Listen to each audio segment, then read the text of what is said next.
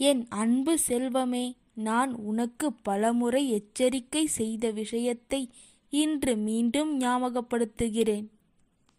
உன் கவலைக்கான மூல காரணம் யாரிடமும் அதிக உரிமையுடன் பழகுவதுதான். எதிலும் சற்று இடைவெளி விட்டு பழகினால் எந்த துன்பத்திற்கும் இடமில்லை. இப்போது அது அடுத்தவர்கள் உன்னை துன்பப்படுத்தி ரசிக்கின்ற அளவிற்கு கொண்டு வந்து விட்டுள்ளது.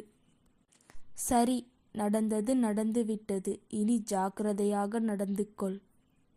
நான் உனக்கு கூறிய அறிவுடையின்படி உன்னை கஷ்டப்படுத்தியவர்களை நீயும் கஷ்டப்படுத்த நினைக்காதே.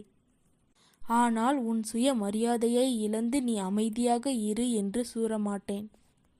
உன்னிடம் எந்த தவறும் இல்லை என்றாலும் உனக்காக நீ பொறுத்தது போதும்.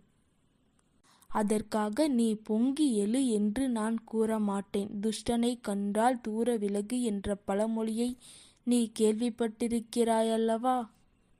இப்போது அதையே செய். இனி எந்த நட்பையோ உறவையோ என் அனுமதியின்றி ஏற்கக்கூடாது. இது நான் உனக்கு இடும் கட்டளை.